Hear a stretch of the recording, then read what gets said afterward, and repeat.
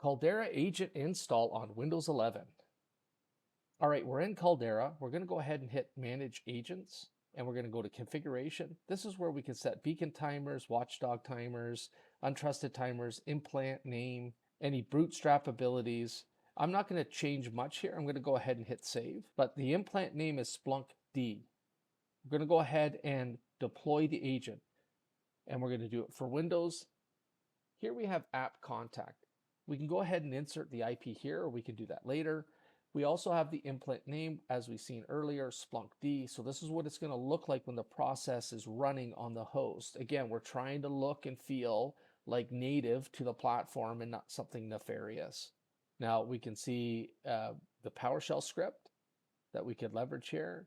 And we can see here, deploy as blue team, agent instead of red, compile red agent with comma separated list. And then we have deploy as a peer-to-peer agent with known peers included in the compiled agent. So we're going to go ahead and copy this one here. Close it off. Go back to the home screen.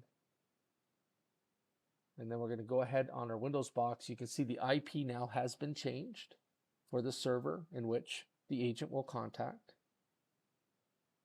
We'll go ahead and run the script. You can run this as elevated, and you need to exclude this agent from any antivirus product that you might have installed. If not, it will certainly block it. Now we can go ahead and look for that Splunk D process, and we can see that it is currently running. And if we go ahead and look at the agent, manage, and we can see it is installed. It is set to privilege user though, not administrator, and it's alive and well. And so we can go ahead and begin our testing.